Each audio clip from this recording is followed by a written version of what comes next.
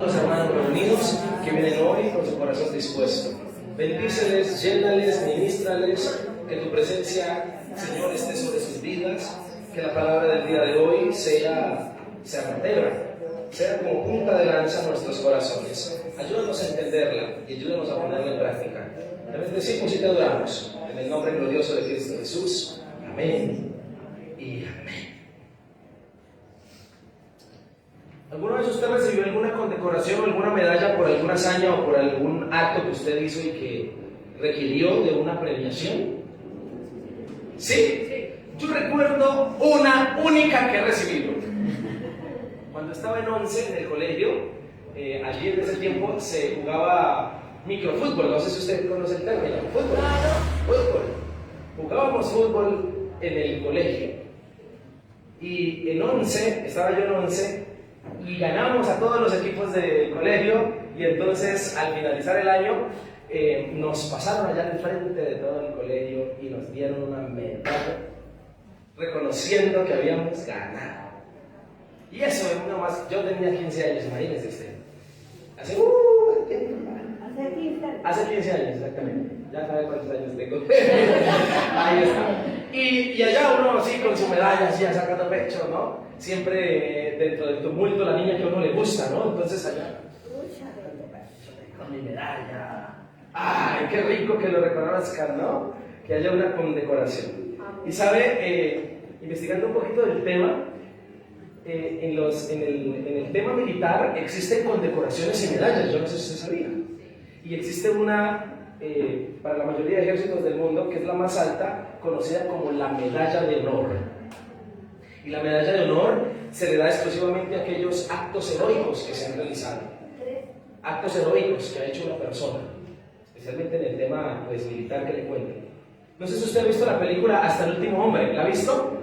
Basada en la vida real de un hombre llamado Desmond Doss. No sé si la ha visto la película, se la recomiendo, muy buena película. ¿Cómo se llama, pastor? Hasta el último hombre, se llama la película, se la recomiendo. Y ahí se nos cuenta la vida de un hombre militar que en su momento, siendo el médico militar, salva la vida de más o menos 75 personas. Él fue a la guerra sin armas, era creyente del Señor, y él decía que él no estaba para quitar la vida, sino para predicar la vida, predicar a favor de Jesús. Y él maravillosamente salva alrededor de 75 personas y es condecorado. Esto sucedió en la vida real con esta medalla de honor. Al parecer, si no estoy mal, él fue el primero en recibirla por el acto heroico de medicina o de médico en campo de batalla. En Alemania se condecora con la Cruz de Hierro, se llama la condecoración que le dan a los militares que han hecho actos heroicos. Y en Estados Unidos hay dos medallas que casi no le dan a nadie, pero cuando se la dan a alguien es porque ha hecho cosas tremendas. Una de ellas es llamada la Medalla de Oro del Congreso y la otra es la Medalla Presidencial de la Libertad. Particularmente se le han dado personas que han luchado a favor de los derechos humanos, que han hecho grandes hazañas, no solo militares, sino también políticas, sociales, y que han contribuido al bienestar del país. ¿Sabe cuál es la medalla de condecoración más alta en Colombia? La Cruz de Boyacá, sí señor. La Cruz de Boyacá. La Orden de Boyacá, en síntesis, que tiene alrededor de 8 condecoraciones. Hace unos meses atrás se la dieron a Egan Bernal, el ciclista. Se la dieron por el reconocimiento. Bueno, se va metiendo en líos ahí está el soldado de Desmond Doss. Se le dieron por reconocimiento. El Estado se iba metiendo en líos ahí porque no le reconoció un acto que el hombre hizo, entonces por salir bien le dieron esta condecoración a Egan Bernal.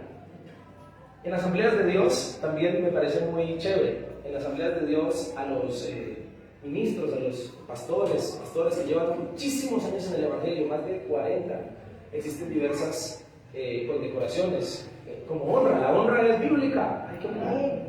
Y hay honras, una se llama héroes de la fe, y es para aquellos que han batallado y les ha tocado duro y han pasado años y han perseverado en el Evangelio y han logrado un ejemplo, un testimonio a seguir. Pero investigando también del tema, escúchame, pude leer acerca de una de las medallas que se considera condecoración la más importante del mundo, y es la denominada Doctor Honoris Causa. Y esta medalla se la dieron hace poquito a un comandante, cirujano médico, el hombre Gerardo Martín González, de México, y se la dieron porque el hombre inventó un tratamiento a base de inductores de regeneración de células madres que ha salvado a miles y millones de personas de muchas enfermedades. Y al varón le dieron esta medalla y casi no se la dan a nadie, es muy raro que se la den. Se la han dado a personas que han marcado la historia de la humanidad con algo. Y me parecía muy interesante leer de eso. Y las condecoraciones particularmente se dan para reconocer y valorar la hazaña de alguien o de algo que hizo.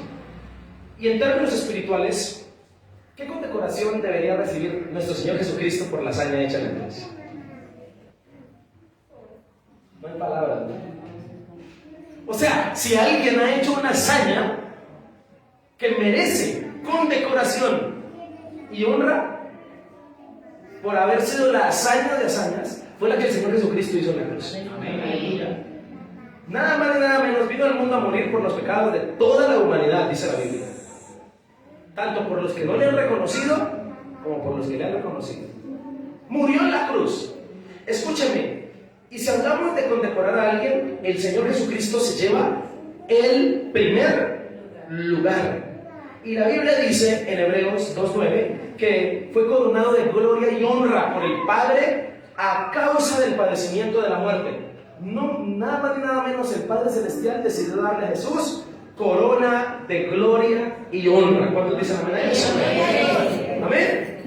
Corona de gloria y honra por la hazaña.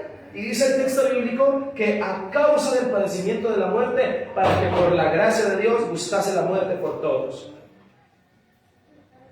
Todos en este salón nos beneficiamos de la hazaña. La pregunta es, una hazaña tan grande, un Señor tan grande, merece ser reconocido. ¿Cómo le honras tú a Él por la hazaña que Él hizo por ti? ¿Cómo le honramos? ¿Cómo le estamos honrando? ¿Cómo valoramos el sacrificio de Jesús en la cruz? Porque si hay algo que me debe hacer a mí vivir cada día los días derechito, honrando la vida de alguien, esa es de mi Señor. ¿Por qué? Por el hecho de la cruz. Por el hecho del sacrificio, que pagó un precio por usted y por mí. Y escúcheme, porque eso indica que usted y yo representamos algún tipo de valor para Él, no teniendo ningún valor. ¿Cómo no honrarle? Hay una demanda con el tema de la cruz. Hay una demanda para los hijos de Dios. Si tú creíste en Él, es justo que se te sea demandado honrar el sacrificio de Cristo. ¿Estamos de acuerdo? Y cuando ya lo colocamos en este plano de honrar el acto sacrificial de Jesús, escúcheme, ya hay algunas cosas que seguramente se vienen a la cabeza, seguramente un listado de cosas que usted y yo podríamos hacer para honrar el detalle tan grande y tan hermoso de su sacrificio en la cruz. Mi hermano, este mensaje funciona hoy como un llamado para ti, como un llamado a que tengas en cuenta que tu vida debe honrar el sacrificio de Cristo, que tu vida debe estar cada día dispuesta a vivir de tal manera, y la motivación es honrar lo que Él hizo, no lo que la gente piense, no lo que tú creas de ti mismo, no lo que a ti te parezca, sino lo que Él hizo. Porque es que un sacrificio tan grande merece todo eso. Además que si entramos en la Biblia a leer acerca del sacrificio del Señor, yo personalmente le abro mi corazón. Permítame en este mensaje abrirle mi corazón. Me ha costado entender, no de mala forma, sino como ese término anonadado, sorprendido de todos los beneficios que la Biblia me dice que ahora tengo por haber creído en Jesús. Y sabes, estoy seguro que la mayoría de cristianos no hemos aprovechado ni el 99.9% de lo que tenemos en Cristo y de todo lo que la Biblia dice por haber creído y por lo que Él permitió que sucediera, y ahora tenemos por su sacrificio. El sacrificio de Jesús trajo tantas cosas buenas para la humanidad, tantas cosas buenas que nosotros, como nacimos bajo la gracia, ignoramos. Nacimos bajo la gracia, entonces ignoramos ciertas cosas y hasta cosas benditas, como orar, como hacer algunos actos que ahorita le voy a hablar. No les tomamos ningún valor y los hacemos cotidianamente y no les vemos ningún valor. Pero ay, si los entendiéramos de que eso costó un precio. Ay, pero si entendiéramos que el hecho de que estemos aquí sentados hoy y de que tu vida sea bendecida, porque Él es bendecido. Yo te veo bendecido. Sí, tiene chicharrones, ¿quién no los tiene? Pero Él es bendecido. Pues, como decíamos en esta mañana, seguramente todos aquí tenemos una historia triste, porque a veces uno tiene que tener cuidado cuando predica. Le está predicando a personas con historias tristes. Una historia dura, una historia difícil, una historia que produciría llanto. Seguramente aquí tenemos personas que perdieron su familia, seguramente aquí tenemos personas que perdieron un hijo, seguramente aquí tenemos personas que han perdido recursos, que les han humillado, que han pasado por situaciones difíciles. Tu caso de pronto no es igual al que estaba sentado a tu lado, pero todos tenemos una historia triste.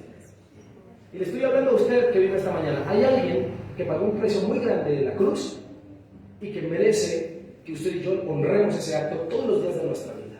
Amén. ¿Estamos de acuerdo con eso? Amén. Todo creyente debe vivir en pos de esto, valorando, condecorando, reconociendo el sacrificio tan grande. Por eso permítame compartirle en este día un mensaje titulado Valorando su sacrificio.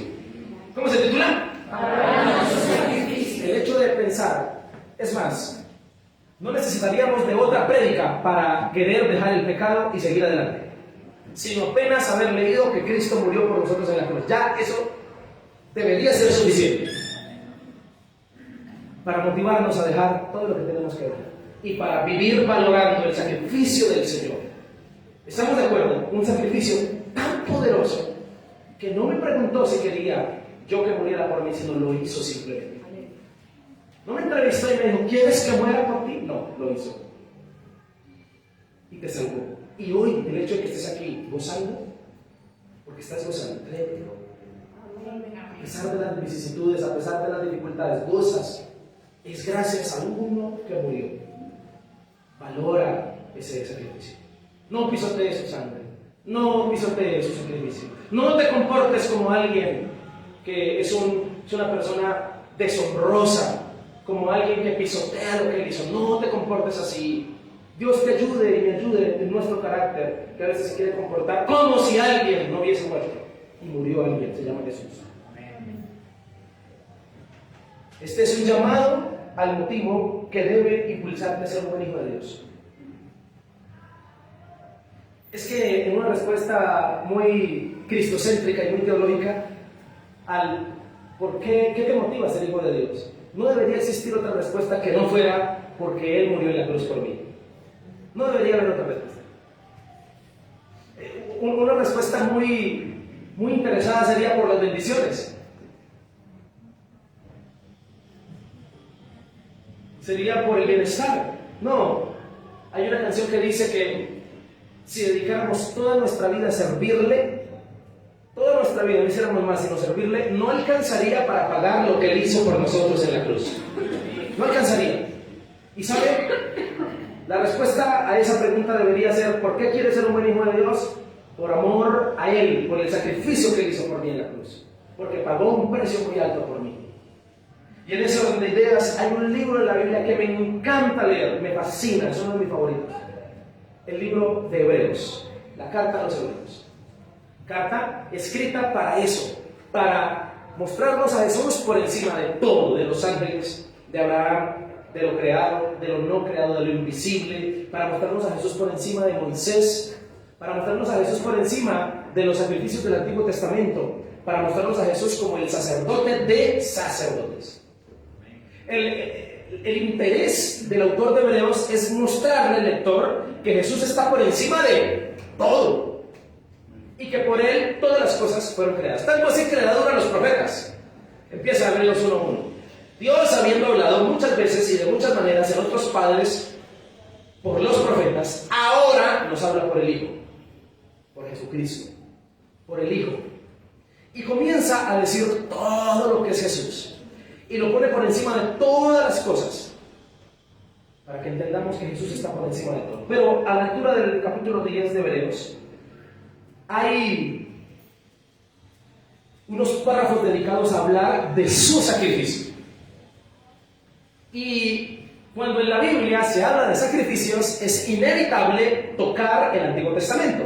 El Antiguo Testamento nos habla de la forma en que antes se le pedía al Señor perdón o se expiaban los pecados. No sé si usted tiene conocimiento de eso. En la Biblia se pedía perdón en el Antiguo Testamento y se expiaban los pecados más que pedir perdón, sacrificando un becerro. Un animal, ¿no? Entonces Cristo, me encanta esa conjugación que hace, esa comparación del sacrificio de Jesús comparado con los sacrificios del Antiguo Testamento. Para enseñarnos que el sacrificio de Jesús es el único, de una vez y para siempre, que redime al ser humano y que a ese sacrificio el ser humano se le debe. Una verdad que tú y yo no podemos evitar ni dejar de vivirla en lo cotidiano que hagamos. Voy a adelantar un poquito. Lo que le trato de decir es que tú deberías filtrar toda tu vida, todas tus preocupaciones y chicharrones a través del sacrificio de Jesús. Cuando tengas un problema bien grave, piensa en el sacrificio de Cristo, mídelo, piénsalo, filtralo por ahí. Y notarás que la cosa cambia. La cosmovisión de esa situación es totalmente diferente. A eso me quiero referir. Y en ese capítulo 10, luego de hacer un llamado al creyente, le invita el autor a que honre ese sacrificio de algunas formas. Hónralo, le dice. Aprovechalo. Alguien pagó un precio muy alto y creo que es un mensaje muy lindo y muy especial para la congregación de nosotros el día de hoy. Un mensaje que nos reta a valorar el sacrificio de Jesús. Un mensaje que nos enumera algunas maneras de valorar el sacrificio. Algunas, porque existirían muchas, pero por lo menos quiero nombrarle 3. ¿Está dispuesto conmigo a verlas? A la luz de la palabra, gloria a Dios. Quiero pedirle, por favor, entonces, abra su Biblia en Hebreos 10, 19.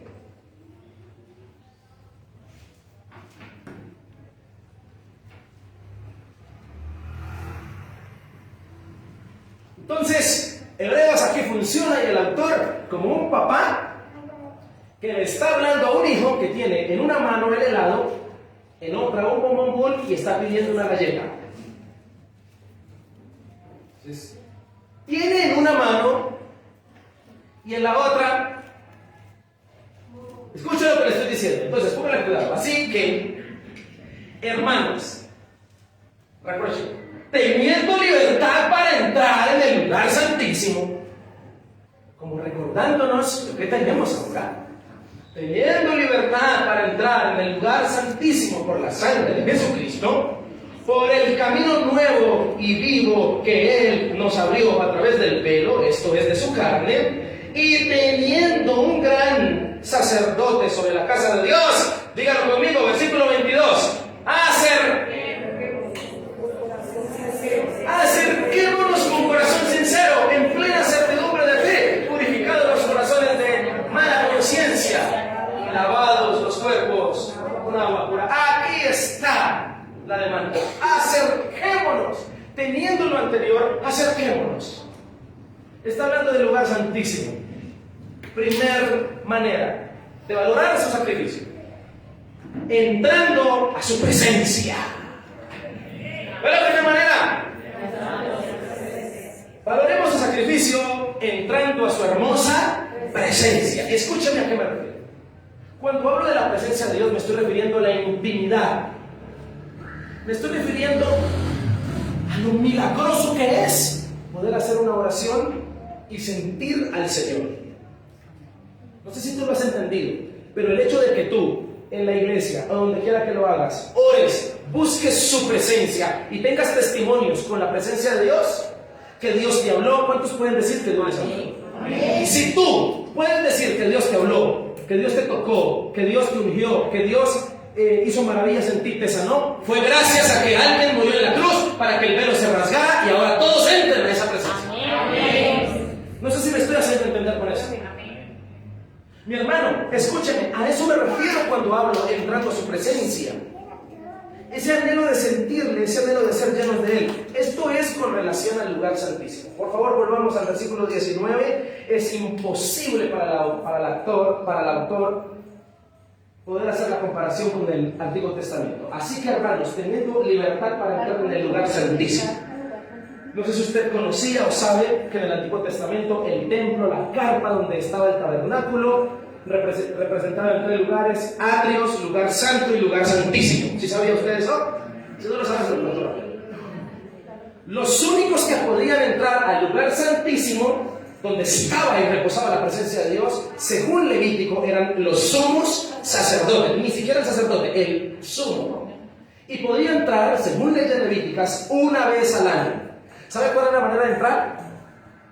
Las vestiduras sacerdotales, lo lee en la casa, ¿no? Para que digan que no les estoy predicando. Y abajo se colocaban 4 campanitas para que cuando él diera los pasos, las campanitas, ¿ha visto en las iglesias católicas que hacen tin? Entonces, para que sonaran. Entraba el sumo sacerdote, según Levítico, al lugar santísimo, entraba amarrado con un lazo. ¿Por qué? Porque si el loco entraba y estaba en pecado, había cometido algún pecado y no se había purificado, inmediatamente la presencia de Dios lo mataba. Entonces los sacerdotes que estaban en el lugar santo, cuando dejaban de escuchar las campanitas, ¿qué pasaba? Este hombre murió, y la forma de sacarlo, porque no se podía entrar al lugar santísimo, era como: lea la Biblia. Hermano, ¿dónde está eso, pastor? En Levítico, léalo. En Deuteronomio, léalo. Ahí está la palabra del Señor. Y lo sacaban.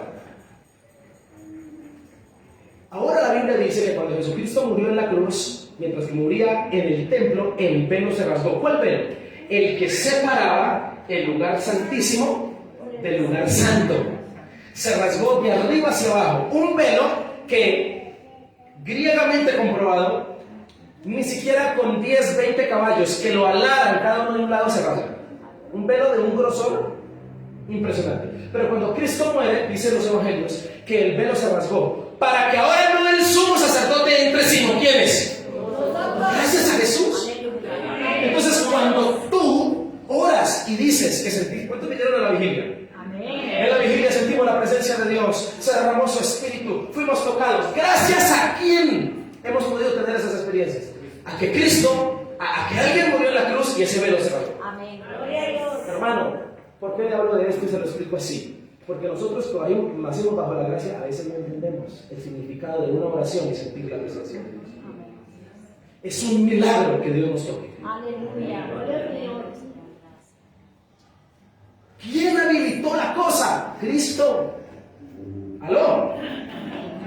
Escúcheme. ¿Y por qué Dios permitió esto? Porque Dios desea que sus hijos estén en su presencia. Desea tener relación con ellos. Desea tocarles, desea ministrarles, desea empoderarles. Tan poderoso es esto que, como le mencioné, se podía morir en su presencia si estaba en pecado. Dios le dijo a Moisés: no te acerques porque mueres.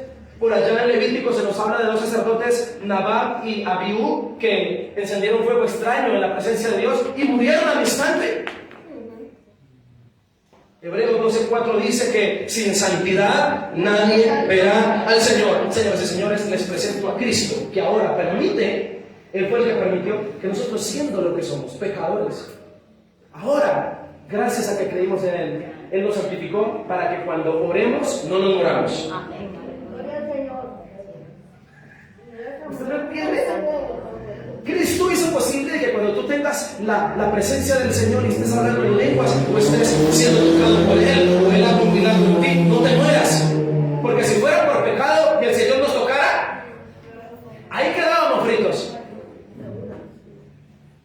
¿Tiene usted problemas? ¿Quiere morir? Vaya a la presencia de Dios. Pero gracias a Cristo, el Señor ahora nos toca, porque ya no nos ve a nosotros, y dice la Biblia que ve a Jesús en nosotros, porque creemos en Él. Y ahora tenemos la bendición de ser tocados por Dios. Esto es un milagro. Por eso yo le pido al Espíritu Santo algo: que cada vez que ores, porque yo sé que hoy lo harás, y te quebrantes en su presencia y sientas su presencia, le des gracias al que lo hizo posible, a Cristo. ¡Aló! Entra a su presencia, y valorar en este punto es aprovechar el beneficio de tener libre entrada al lugar santísimo. Jesús nos dio entrada premium. No, usted va a los conciertos, a los lugares, entonces vende la entrada platina o la general, la VIP, pero con Cristo tenemos entrada premium. Aprovechar las bendiciones. Escúchame, esto es parecido al joven que un día quería hacer un viaje, el viaje de sus sueños, que era en tren. Pasaba por varias ciudades y podía disfrutar de los paisajes y de la cultura de los lugares. Quería hacer un viaje, pero su trabajo duro, el poco sueldo que ganaba no se lo permitía. Ahorró por bastante tiempo, pudo al fin comprar el caro boleto de tren para ese viaje. Emprendió el viaje, se fue contento. Dicen por ahí, más contento que marrano estrenando láser. Y se fue el hombre en el tren. Primer día, wow, viendo los paisajes, disfrutando de la gente, conversando, chévere, haciendo amigos, conociendo lugares, qué rico. Pero no le alcanzó el dinero para comprar la comida, para pagar la comida. No tenía dinero. Primer día, ya se imaginará usted, ¿no? Segundo día, ya no podía.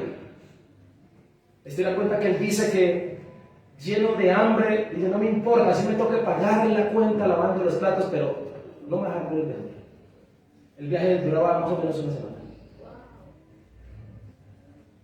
Llega al buffet, pide de lo mejor, come, se llena hasta reventar y llegó al paso malo. ¿Cuánto es? Y el mesero le dice, señor, usted no debe nada. El boleto del tren incluía la comida de todo el pasaje, de todo el viaje.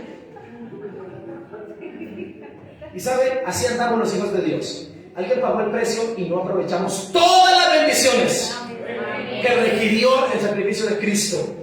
No las aprovechamos. Escúchame, y Dios desea que tú tengas la experiencia de entrar a su presencia. ¿Me escuchó? Que tengas la experiencia de entrar a su presencia. Una cosa es que le cuenten a uno, uy, la vigilia estuvo, pero otra cosa es experimentar. Es entrar a la oración. Es que te digan, yo sentí la presencia de Dios hablando en mi habitación. Y otra cosa es que tú vayas y lo hagas y lo vivas.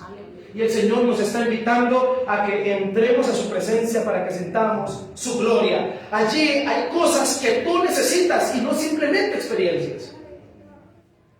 Porque seguramente algunos aquí han tenido experiencias sobrenaturales con Dios que darán testimonio de Él. Algunos dirán, yo vi al Señor. Hay algunos que ven a Jesús de la cintura para abajo, gloria a Dios. Otros que ven visiones, como dice el profeta Joel, gloria a Dios, no dudo de eso. Pero hay cosas en la presencia de Dios que usted y yo necesitamos para la vida cotidiana. En la presencia de Dios hay añadiduras a nuestro carácter que nuestro carácter necesita y que no se van a encontrar en otro lugar, ni en una consejería, solo doblando las rodillas. ¿Aló? Hay cosas que tú necesitas que solo en la presencia de Dios están. O si no, pregúntale a Asaf cuando escribió el Salmo. Dice la Biblia que él muy sinceramente tuvo envidia de los impíos, de cómo tenían más que él era un cristiano que oraba, que cantaba, y dice, hasta que entrando a tu santuario, entendí. Y muchos de los que están aquí, lo que necesitan es un buen tiempo con Dios, no necesitan otra cosa. Hermano, hágase un ayuno de 3 días, retírese. Lo que usted necesita es buscar a Dios. Usted no necesita otra cosa. Usted no necesita ni que le saquen el diablo, ni necesita que le den un consejo por allá, no sé quiéncito, y que vaya a tal lado. Usted lo que necesita es la presencia de Dios. Un encuentro. Papás que están aquí, oren para que sus hijos tengan la experiencia de conocer al Señor Jesucristo, porque la experiencia es importante. La conversión se da en la experiencia personal, no se da en la oración de fe. ¿Aló? Tuvimos pastores, Dios los bendiga, porque hicieron una labor, que una campaña evangelística, vamos a hacer la oración de fe, 10,000 haciendo la oración de fe, y de esos cuántos llegaron a la iglesia. La oración de fe no implica conversión. Experiencia personal es la que implica la conversión. Y seguramente si tú estás aquí sentado es porque alguna experiencia personal tuviste con Dios. Algo que marcó tu vida. Una experiencia tan personal que marcó tu vida que aunque has caído y has fallado muchas veces y te has querido retirar, no has podido. Sigues viviendo. Sigues buscando. Porque algo marcó. Una experiencia. Esa experiencia se logra en su presencia. Por eso si corriste el riesgo de estar en su presencia un día y tuviste una experiencia con el Señor, naciste de nuevo. Ese es el nacimiento. El nacimiento de nuevo no sea por una oración de fe.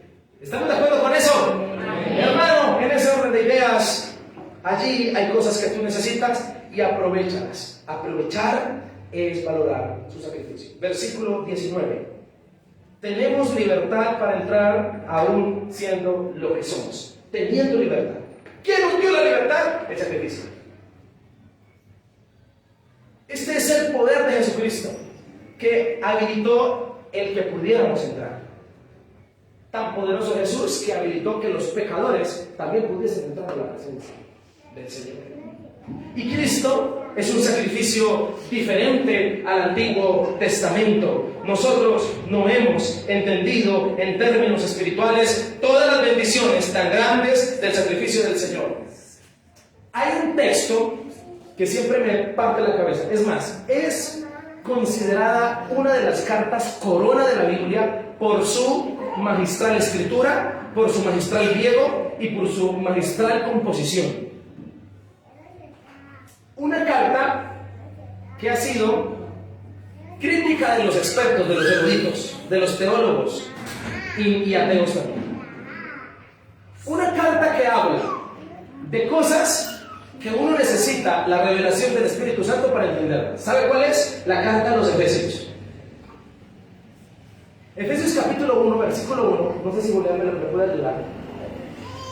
Dice cosas que ahora tenemos en Cristo que no es tan fácil entenderlas. Dice: Pablo, apóstol de Jesucristo por la voluntad de Dios, a los santos. Siguiente, 2. Gracia y paz. Versículo 3. Son salutaciones. Aquí viene. Alguien que me ayude a interpretar eso. Bendito sea el Dios y Padre de nuestro Señor Jesucristo, que nos bendijo con toda bendición espiritual en los lugares celestiales en Cristo. Explíqueme, vaya.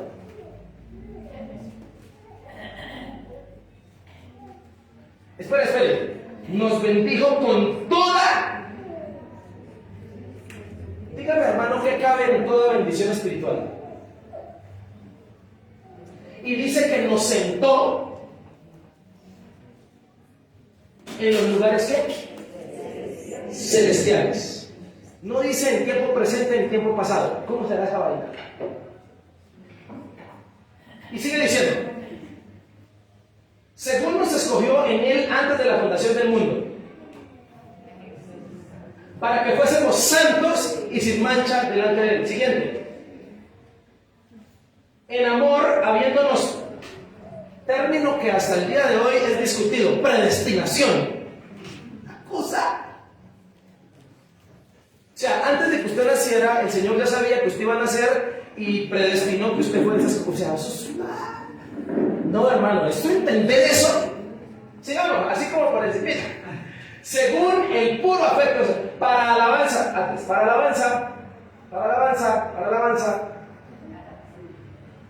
Siguiente, 5. En amor, habiéndonos predestinado. Siguiente. Para alabanza de la gloria de su gracia, con la cual nos hizo aceptos en el amado. Siguiente. Mire. En quien tenemos redención por su sangre, el perdón de pecados según las riquezas de su gracia. Siguiente. Que hizo sobreabundar para con nosotros en toda sabiduría e inteligencia. Dígame eso, explíqueme eso. Que nos hizo sobreabundar en toda inteligencia y sabiduría. Siguiente. Dándonos a conocer, y aquí viene lo más tremendo, el misterio. Porque la voluntad de Dios es un misterio. El misterio es su voluntad según su beneplácito, el cual se había propuesto en sí mismo. ¿Alguien que me explique eso? ¿Sabe qué significa beneplácito? Casi no se encuentran palabras en español para poder traducir este término. Beneplácito es como el día que el Señor decidió repartir bendiciones. Una cosa así. Y quiero que mire esto, el cual se había propuesto en sí mismo. ¿Sabe qué significa? Alguien escribió toda una biblioteca de libros de sola esta frase, el cual se había propuesto en sí mismo, porque eso es más o menos algo así. que Él se haya propuesto en sí mismo es que antes de la fundación del mundo hubo reunión extraordinaria. Se reunió el Padre, el Hijo y el Espíritu Santo y acordaron en sí mismo hacer algo, salvar al mundo, salvar a la humanidad. Es decir que por sí mismo, y cuando necesitó consultar con alguien, consultó con Él mismo.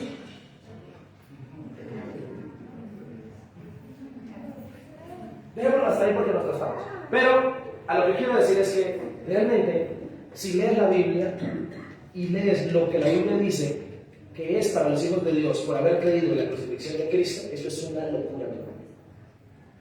Y creo que hoy en día al pueblo del Señor le hace falta entender todo lo que tiene gracias a que Jesús murió en la cruz. Nos hace falta entenderlo, porque nos comportamos como gente que no valora el sacrificio del Señor. Nos comportamos así. Nos comportamos, nuestras actitudes, nuestros comportamientos. No estamos aprovechando la bendición tan grande que es tener al Señor. Y para terminar, versículo 20 de Hebreos 10, dice la palabra que nos abrió un camino nuevo, diferente al del Antiguo Testamento, y Él nos lo abrió de nuevo, directo a la presencia del Señor. Y el versículo 21 termina diciendo que ahora, teniendo un gran sacerdote sobre la casa de Dios, es decir, que ahora el sumo sacerdote, dice Hebreos, que en la presencia de Dios, porque en la presencia de Dios el sumo sacerdote ministra, en la presencia de Dios es Cristo ahora, es Cristo, no es ningún ser humano, porque el ser humano puede morir en la presencia de Dios, es Cristo, y Cristo es ese hermoso Señor, la hermosa puerta, el hermoso portero, que me ama, que es amigo mío, y que aunque yo no pueda entrar, me dice: chino, entre, yo no dejo entrar. Ahora el sumo sacerdote que vigila la entrada a la presencia de Dios es amigo nuestro.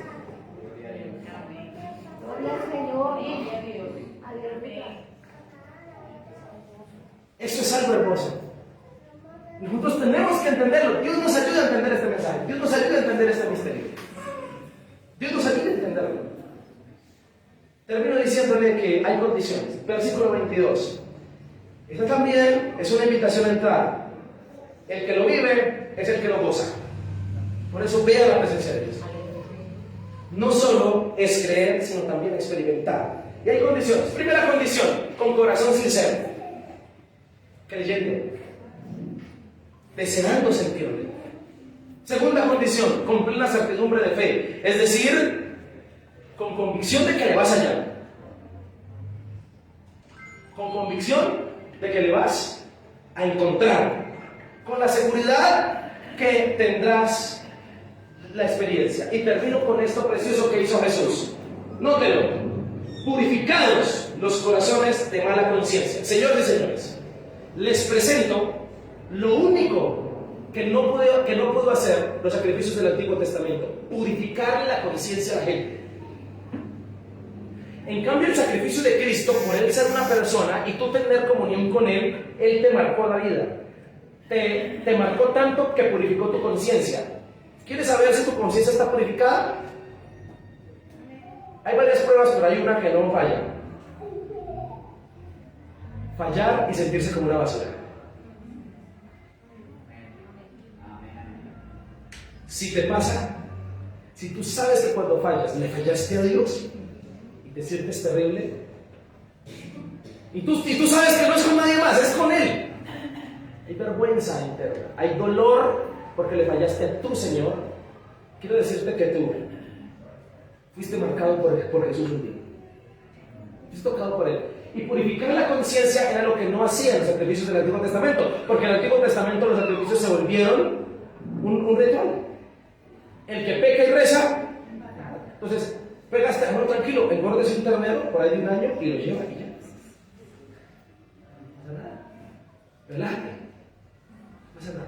En cambio, cuando conoces a Cristo, el suficiente sacrificio, como dijo Juan el Bautista, he ahí el Cordero de Dios que quita el pecado del mundo. Cuando tú te dejas confrontar por Jesús, Jesús entra en ti, purifica tu conciencia.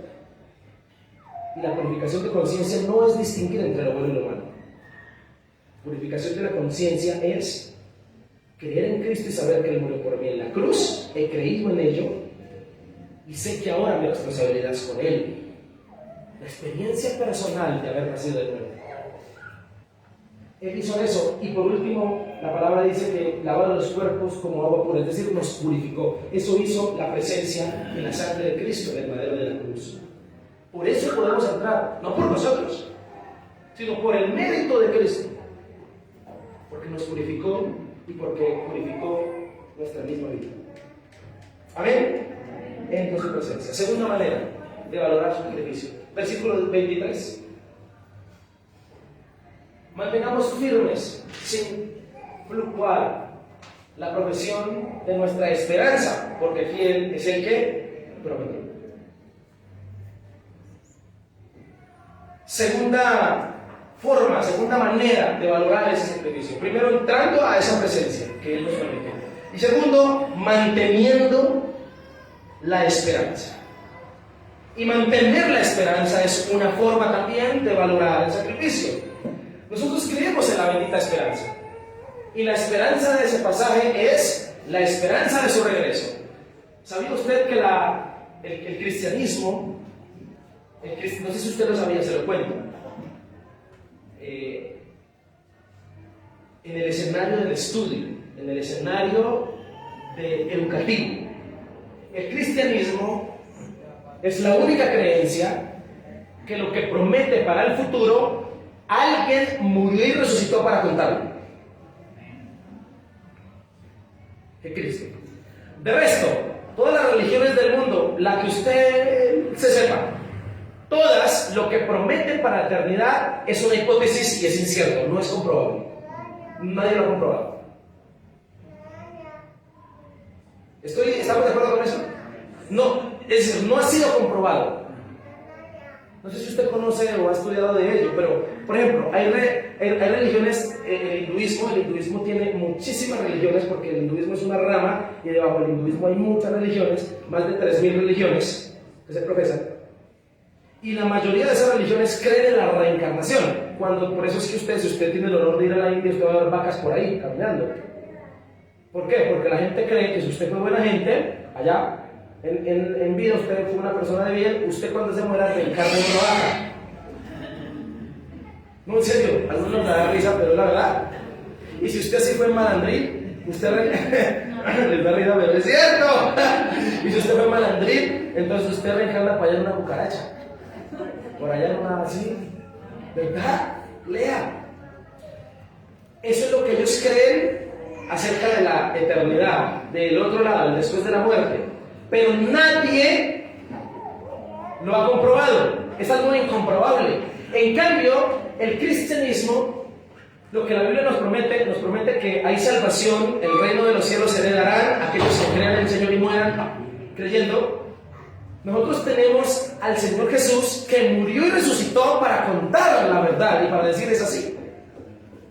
Es decir, que lo que tú profesas y crees es más lógico que las otras creencias de nosotros. Lo que tú crees y profesas tiene más fundamento. La esperanza de este pasaje es que nosotros como cristianos tenemos una esperanza. Por eso, para nosotros, los problemas y las dificultades no son el acabose. ¿Sabía usted que Apocalipsis es un libro hermoso?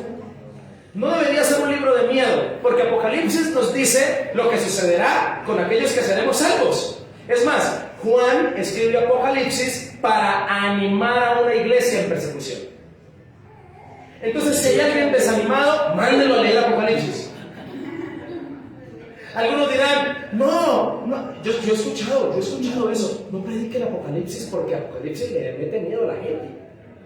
¿Cuál miedo? Si Apocalipsis es la esperanza. Que Jesucristo reinará, que Jesucristo viene, que el Señor nos vestirá con vestiduras blancas y estaremos adorándole y diremos, Hosana al Dios de las alturas, y nos uniremos a los corales de ángeles, y dice la Biblia que allí llanto no habrá. Eso da miedo. ¿Cuántos de los que están aquí creen en el cielo nuevo y la tierra nueva?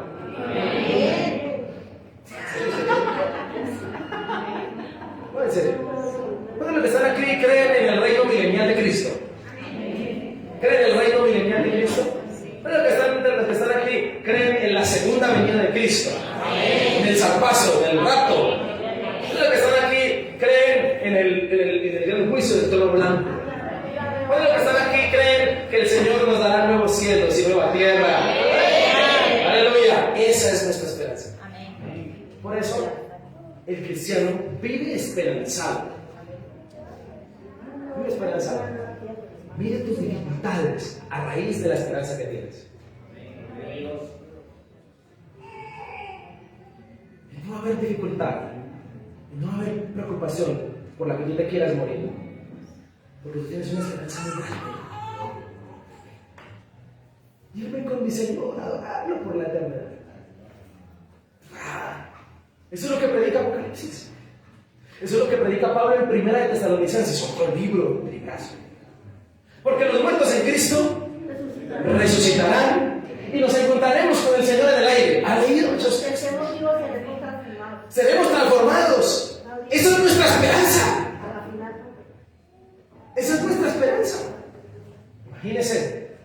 Imagínense que la fe que profesáramos no nos hablara de eso. Esto sería terrible.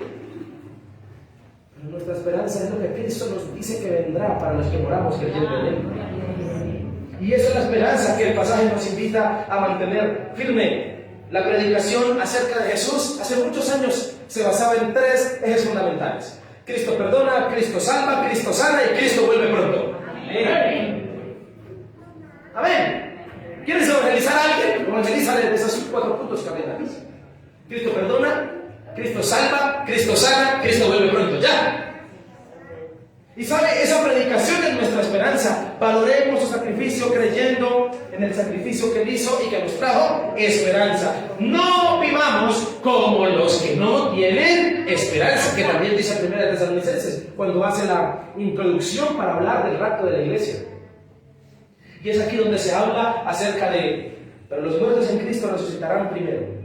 Mantener implica permanecer, persistir, implica persistir en mi convicción. Y esta es nuestra insignia, nuestro fundamento. La fe en Cristo es la única donde la esperanza no es incierta.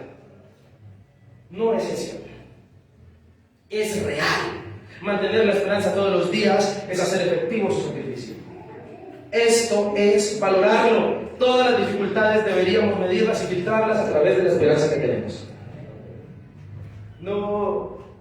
Imagínense, así sería la tribulación que vivían la iglesia del primer siglo, para quienes fue escrito como primeros destinatarios de Apocalipsis, que nada más les podía animar sino solo pensar en el cielo.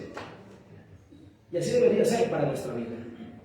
Versículo 23, este es un llamado a la paciencia y a la perseverancia, porque le voy a decir una cosa: hay un peligro que hoy se ha levantado dentro de las iglesias y de los hijos de Dios. ¿Sabe cuál es? La falta de perseverancia. La falta de permanecer. Hoy en día nos caracteriza más esa segunda palabra, sin fluctuar. Hoy en día la iglesia del Señor es más fluctuante. ¿Qué es fluctuar? Titubear, variar, bipolaridad. Dile a mi papá, 7 pareceres. ¿Sí? ¿Y qué me los 7 pareceres? Hoy quiere esto, mañana quiere esto. Y lamentablemente la iglesia del Señor hoy en día, aunque se ha visto sus alcances, porque hoy en día más personas son cristianas, dicen ser cristianas, pero también asimismo hay menos perseverancia. Que Dios nos ayude. Tanto así que Pedro le preocupó esto y lo escribió también recomendándoselo a los cristianos perseguidos por Nerón. Primera de Pedro les digo: velad y orad para que no entréis en tentación. ¿A qué tentación se refiere el texto? ¿Será que se refiere a una tentación física, carnal, sexual? ¿A las debilidades? No se refiere a eso. Se refiere a la tentación a la cual todos nosotros somos expuestos cuando las cosas no van bien. Y no me diga que no, pero seguramente muchos de los que estamos aquí en algún momento de la vida hemos sido tentados a dejar la fe. En algún momento. A no perseverar más. Y sobre todo en esos casos, yo no sé si usted lo ha vivido, no sé, Dios quiera que no, pero en esos casos donde uno trata de hacer las cosas bien y las cosas no salen bien, no persevera, uno ora, uno busca, y vienen golpes, vienen dificultades. Ese texto de Primera de Pedro no es escrito para el que tiene debilidades sexuales, No es escrito para el que tiene debilidades en su carne, no, es escrito para aquel que quiere permanecer y que está pensando en no seguir porque está muy dura la cosa de seguir a Cristo. ¡Tremendo! Por eso cuídate del peligro de hoy en día, no permanecer. Por eso al mantenerse firme fue importante añadirle sin fluctuar. Sin fluctuar, sin variar, manténgase, cuide su relación con Dios, manténgase, ¿estamos de acuerdo? Tengamos cuidado de esto y el principio de la perseverancia bendice, siempre bendecirá, el principio de la perseverancia. Desecha la bipolaridad de tu vida. Nuestra esperanza es una profesión. Para esa profesión existe una palabra más cercana que sería como homología, que significa confesar, que tú confiesas la verdad y la crees, nadie te la quita. Es decir, pues eso es un terco, cabeza dura, que Cristo nos salva. ¿Y usted qué? Que sí, morirás por causa de Cristo. Pues bueno, como los primeros cristianos. Una convicción terca, en el buen sentido de la palabra. Eso significa profesión de nuestra esperanza, porque fiel es el que prometió. Por si las dudas, fiel es el que prometió. Cristo es fiel, y lo que promete lo cumple. Y si Él te dijo que se fue a preparar moradas y que viene en breve, créanme que sí es. Amén. Aleluya. ¿Cuántos dicen amén a eso? Gloria a Dios.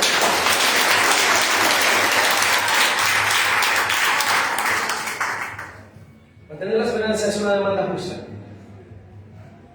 Mantener la esperanza es una demanda justa ante semejante sacrificio. ¿Estamos de acuerdo? Por eso, si el Señor hoy te pide mantén la esperanza y mantente firme, es justo que Él te demande eso después de haberse sacrificado por ti. Hemos hablado esta mañana de dos maneras y termino con la tercera. Maneras de valorar el sacrificio de mi Señor. Termina el versículo 24 diciendo y 25: y considerémonos unos a otros para estimularnos al amor y a las buenas obras. No, véanlo conmigo duro. No dejando de congregarnos como algunos tienen por costumbre. Qué relevante versículo para nosotros, ¿no?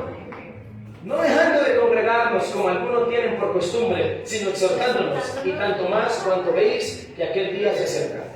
Tercera manera de valorar el sacrificio del Señor: haciendo buenas obras. ¿Haciendo qué? Buenas obras. Sencillamente, mi hermano, porque la fe sin obras y porque también la palabra del Señor nos dice que el Señor nos ha preparado para toda buena obra. Y escúcheme, las obras son el lenguaje de mi convicción. Yo no sé si usted lucha con eso, yo sí, le pido a Dios que me ayude, y si quiere, le doy permiso de que ore por mí. Le pido a Dios que me ayude a que concuerden estas tres cosas en mi vida: lo que pienso, lo que digo y lo que hago. Amén. Fundamental. Y mis conductas he entendido que son el lenguaje, y las buenas obras son el lenguaje de mi convicción. Mi hermano, por eso debemos dedicarnos a ellas. Las obras son la evidencia final de lo que decimos y de lo que pensamos. Las obras que hacemos representan al Dios en el que creemos. Y amar al prójimo. ¿Por qué? Porque el versículo anterior, el escenario para las buenas obras es entre unos y otros. Tú no puedes pedirle a Dios, yo quisiera, si usted me pregunta a mí, yo lo quisiera, habiendo de mi corazón mundano. Yo quisiera que el Señor me llevara y me pusiera por allá como ermitaño en una isla, para no compartir con nadie y no tener que ver con nadie, porque la gente es muy difícil. Pero no es así. El escenario es entre unos y otros. Le voy a decir una cosa, mi hermano: el amor al prójimo es fundamental para Dios. Y aunque el amor al prójimo no salva, es evidencia del que es salvo. ¿Lo escuchó? Bien. Aunque el amor al prójimo no me salva, amar a mi prójimo es evidencia de que soy salvo. Por eso, ama al prójimo. Pastor, ¿a cuál prójimo? A todo, y al más difícil también. Ese es el con más amor hay que dar. ¿Es fácil? No. Pastor, es fácil. Pero con la ayuda de Dios es posible. Por eso es importante su intervención. Amar al prójimo es importante. Y las personas en el mundo están necesitando de las buenas obras de la iglesia. Porque por las buenas obras de la iglesia muchos conocerán de Cristo. Amén. Cristo hizo buenas obras por los lugares donde él iba. Jesucristo no se podía quedar quieto. Cada vez que él iba a una aldea, a un lugar, Jesús hacía buenas obras. O si no sanaba a un paralítico, le daba vista a un ciego. O si no hacía eso, salvaba a alguna persona de la muerte, le daba salvación, predicaba. Alguna buena obra hacía. Estaba en la genética de Cristo. Debe estar en su genética y en la mía. Pero las personas son muy mandadas a la picardía, al gane, ¿cómo sacar la tajada? Y no debería ser así. Tu motivación debe ser lo que Cristo hizo por ti. Por eso, mi hermano, haz buenas obras, no porque la gente te agradecerá. Haz buenas obras por lo que Cristo hizo por ti. Amén. ¿Te pagan mal? Sí, la gente te va a pagar mal. Si tú quieres hacer buenas obras, no te prepares para las gracias. No te prepares para el agradecimiento. No te prepares para el reconocimiento. No te prepares para eso. ¿Por qué usted cree que Jesucristo embarcó a los 72 en una misión de ir a evangelizar? Y donde no los atiendan, no vayan. ¿Por qué les sirvió eso? Para aterrizarlos, para que fueran bendecidos, pero que también experimentaran que no en todo lugar iban a ser respaldados. Que no en todo lugar les iban a decir: gracias, ¿quién predica? ¡Wow! ¿Cómo me hablaste de parte del Señor? Y eso nos aterriza.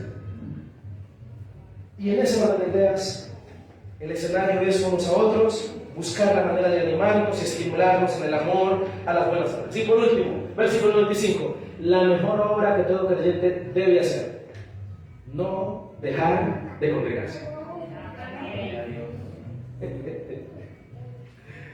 No dejar de ¿qué? Pastor, ¿a qué se refiere eso? Sí, Señor, se refiere a ir a la comunidad de personas que escuchan junto la palabra. Congregación es eso. Pastor, es que yo me congrego desde mi iPhone escuchando al pastor de otro país. Alguna vez una persona me dijo: pastor, yo escucho 5 pastores, escucho a fulanito internacionales. No le voy a decir el nombre porque se lo voy a ir a buscar. Y la esperanza que me dio, y de última lo escucho a usted.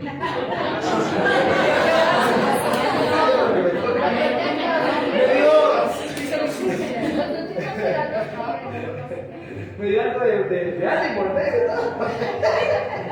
Pero bueno, hermano, congregarse literal en ese pasaje es reunirse en comunidad. Hermano, es importante congregarnos y ver las cosas. Es bíblico. ¿Tienes luchas con esto? Pelea con el versículo, no conmigo. Es bíblico. Versículo 25. No dejando de congregarnos como algunos tienen por costumbre. No te dejes de congregar. Y si tú sientes que en esta iglesia donde tú participas hay hermanos que no has visto, llámalos tú. Eso no es responsabilidad del pastor. Ay, en la iglesia nos llaman a fulanito que no volvió y vive aquí a mi lado. ¿Y usted qué? ¿Usted por qué no lo invita? ¿Usted por qué no va y lo visita en nombre del Señor y le dice: hermano, no te vuelvas a ver en la iglesia a la cual no asistimos? Anime a los hermanos que no van para la iglesia. ¿Usted? ¿Estamos de acuerdo con eso? No se ponga ya a rajar del pastor. Es que si no visita, uy, es que la iglesia. No, usted, si usted viene, no dejar de congregarse, no dice el texto, y que te llamen para ver si vienes. No, esa es una responsabilidad mía como creyente y como cristiano. Es mía porque no es con el pastor que predica, no es con el líder, no es con el de alabanza, es con el Señor. Y por alguna razón espiritual, a Dios le fascina ver a los hermanos juntos congregados. Dios le fascina.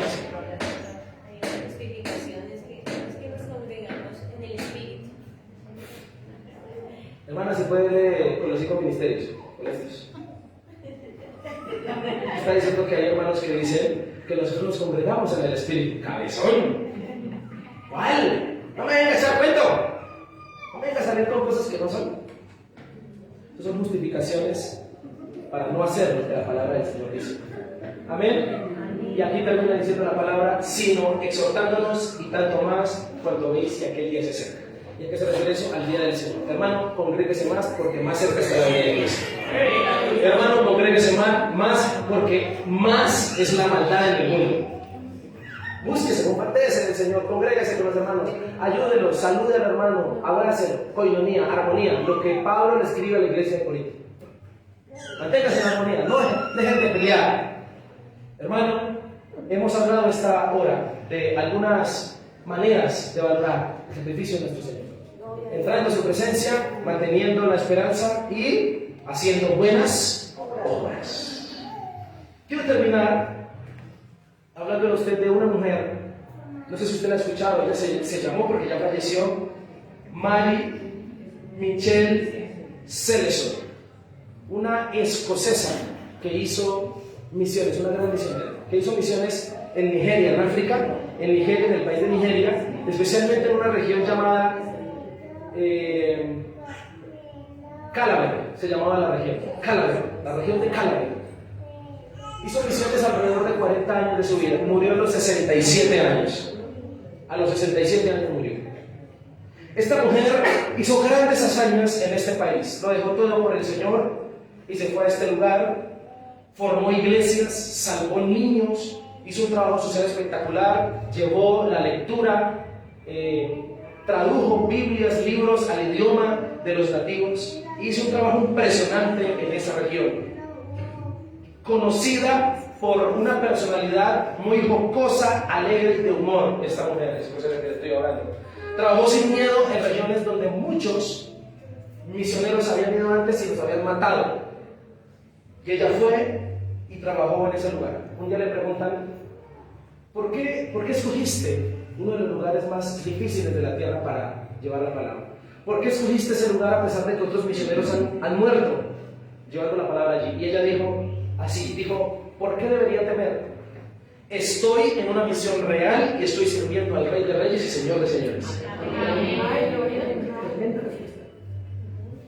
Su perspectiva cambió tanto, su vida, que sus familiares, muchas veces que la visitaban desde Escocia para saber cómo estaba, porque en ese momento de la vida no había teléfonos, no había forma de comunicación como hoy en día la tenemos, y entonces la visitan y particularmente casi siempre la encontraban mal vestida, sucia, sin bañarse, sin caja de dientes. Por la cultura del lugar la había absorbido tanto y las enfermedades físicas en este lugar que a veces cuando la familia meses, años llegaba a saludarla era irreconocible. Pero eso nunca, jamás cambió su personalidad y su espíritu para servirle a Dios. Esta mujer luchó con 3 enemigos potenciales. Contra la brujería. Estos lugares son muy espirituales, muy pesados. Luchó también contra una cultura llena de enigmas, de creencias erradas, como por ejemplo que cuando una mujer tenía 2 hijos, uno era bueno y el otro era malo, y el otro lo mataban. Ella creó un orfanato recibiendo hijos de familias que la mamá, la mujer tenía gemelos o tenía mellizos, entonces recibía al que iban a matar. Y ella los levantaba, los cuidaba y creó fundaciones, creó orfanatos en aquel lugar. Murió a los 67 años y luchó contra otro enemigo potencial, la soledad. Una de las cosas que más me impactó de su historia es que estaba comprometida para casarse con otro misionero. Pero el otro misionero hacía misiones en otro lugar del mundo. Y ella le dijo, mi amor, te amo, lo siento, no me puedo casar contigo por la causa de Cristo. Y prefirió estar sola a ir a hacer la obra de Dios y sacrificó al amor de su vida. Tremendo, tremendo, tremendo. Una amiga suya dijo lo siguiente de ella: parecía que mientras más frágil y más anciana, más maravillosa se volvía. Una mujer que fue honrada por su país, con varios monumentos, con calles que hoy en día tienen su nombre y con hospitales que llevan su nombre. Fue nombrada cónsul de su país y honrada de la siguiente manera: su cara aparece en uno de los billetes de escoceses. Por la obra social tan grande que hizo esta mujer. Abrió el camino para las misiones en Nigeria. ella lo hizo por amor al sacrificio de Cristo. En una entrevista le preguntan, ¿tú por qué lo haces? Y ella dijo, porque Cristo murió por mí en la cruz. Tremendo. Y la pregunta para nosotros es, ¿cómo pensamos honrar el sacrificio de nuestro Señor? ¿Cómo piensas tú honrar que Cristo murió por ti? ¿Cómo piensas tú honrarle? ¿Cómo piensas tú mostrarle a Él que también para ti es significativo lo que Él hizo por ti? Hermano, esta es la pregunta que tú debes responderle a Él y que yo debo responderle a Él. Amén. Lo que se le mi hermano. Celebraremos en esta mañana la preciosa cena del Señor, como es costumbre en el primer domingo de cada mes. Hermano, quisiera invitarle a que fuera sensible a esta realidad de que Jesús murió por usted y por mí en la cruz. Que su sacrificio hoy nos dio vida. Y si hoy estamos aquí gozosos y bendecidos es por las bendiciones inimaginables que vinieron por causa de Él. Quiero invitarte a que ores ahí donde estás. Quiero pedirte que clames a Él con todo tu corazón. Quiero pedirte que tú, allá donde estás, te des la oportunidad de comunicarte con el Señor a través de la oración y le hables. Y seas ministrado por Él, seas lleno de Él. Que todos en esta casa podamos sentirle. Que en esta casa podamos en nuestra oración reconocer y valorar su sacrificio. Oh Señor, te bendecimos y te adoramos.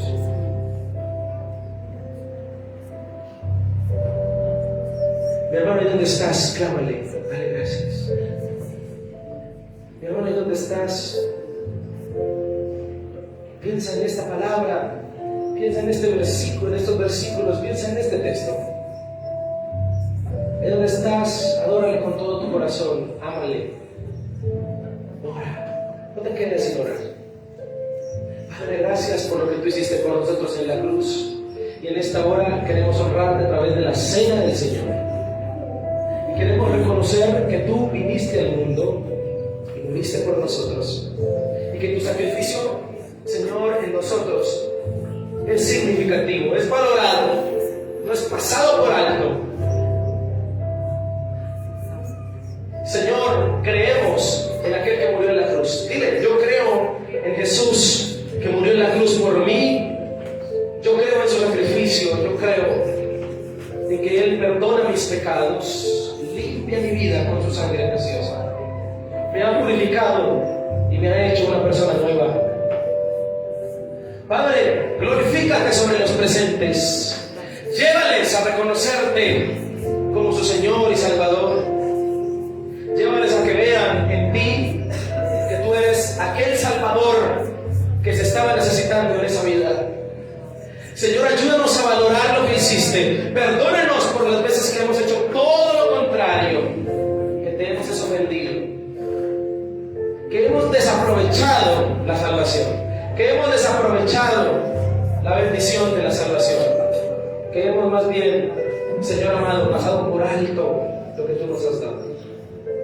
Ayúdanos, ayúdanos Jesús, ayúdanos a caminar contigo. Dígale, Señor, quiero entrar en tu presencia, quiero sentirte, quiero que tú me hables, quiero que tú me transformes. Señor, quiero mantener la esperanza firme, viva, de que tú volverás por mí. Y quiero, Señor, reflejar mi fe en las buenas obras. Ayúdame a tener comportamientos realmente de un creyente que ha sido tocado por ti, de una persona que ha sido, Señor, transformada por ti. Te adoramos y te bendecimos. Dígale, todo aquel que se quiera arriesgar a hacer esta oración, que le diga, Señor, ayúdame a hacer hazañas por ti, a lograr, Señor, cosas por ti, almas para ti, lugares para ti. Ayúdame, Señor. Ayúdame a darte un servicio genuino, porque tú eres quien me salva y quien me limpia y me libera. Te amo, mi Dios, te amo, mi Dios, te bendigo. Jesucristo, reinas con poder.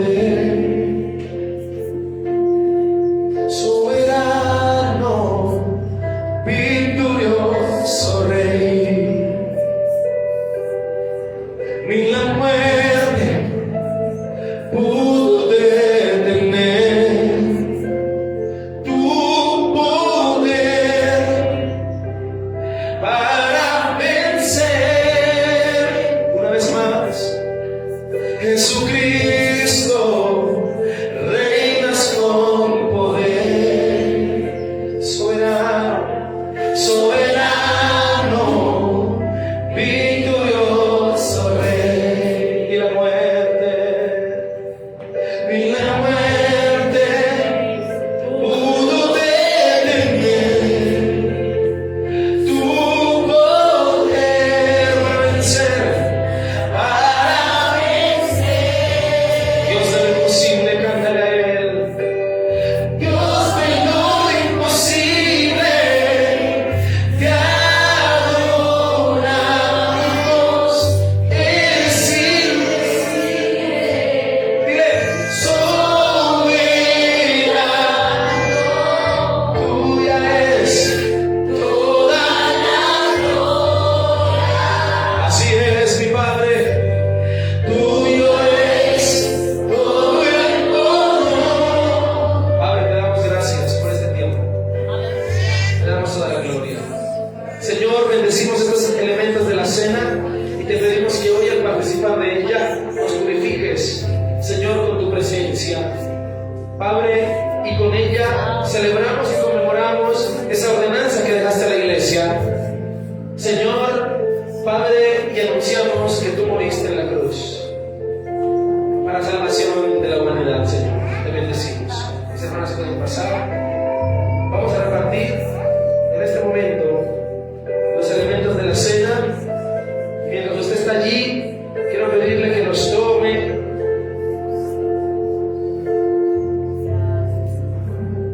Que participe de la cena hoy en reverencia al Señor, reconociendo su poder, reconociendo su favor en tu vida y en mi vida. Y oramos a Él y le damos gracias. Y mientras repartimos la cena, le adoramos. Gracias, Señor.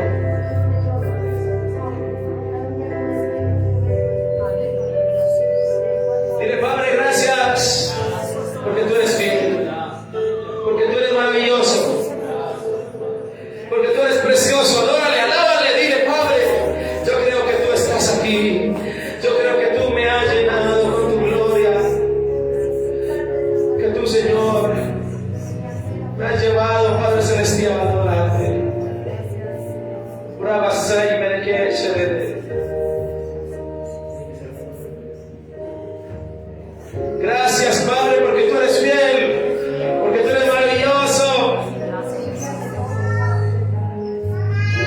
porque tú nos has amado, Padre Celestial. Gracias, Dios. Gracias por lo que está pasando en este lugar. Adórale, adórale, adórale.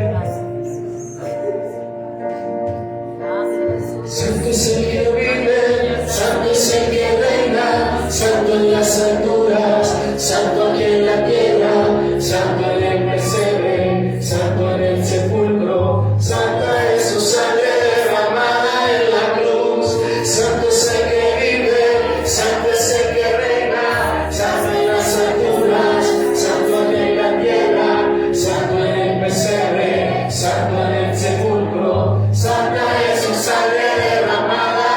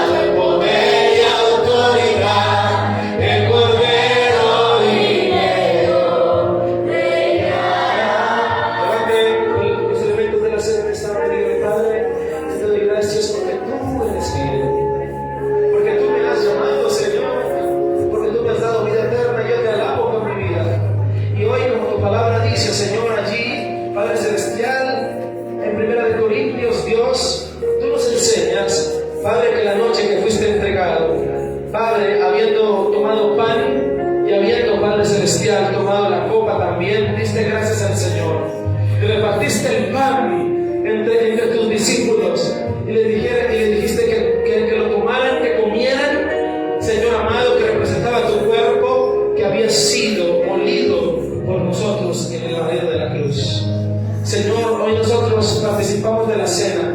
Te pedimos perdón por todos nuestros pecados. Te pedimos nos ayudes a valorar tu sacrificio allí en el madero de la cruz y nos ayudes a caminar de acuerdo a tu preciosa voluntad. Padre, gracias porque tú nos purificas y nos lavas. Participamos de la cena como una ordenanza tuya a la iglesia. Te alabamos y te bendecimos. Habiendo pedido perdón al Señor, habiendo orado de esta manera, quiero invitarte a que comas del pan en este momento.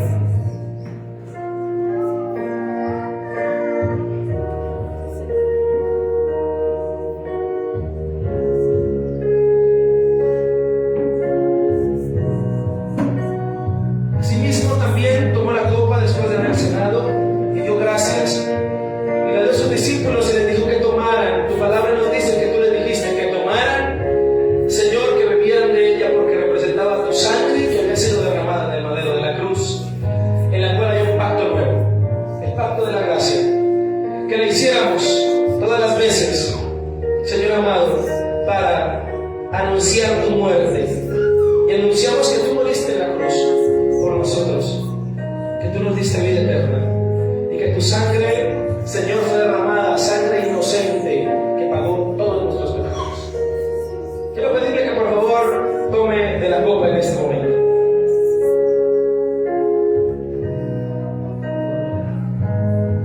Dígale conmigo y todos lo verán.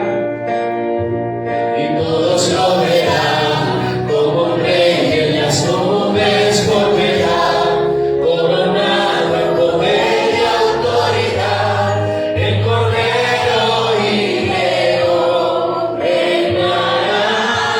Y todos lo verán, como un rey en las nubes volverá, coronado en poder y autoridad, el Cordero y León reinará.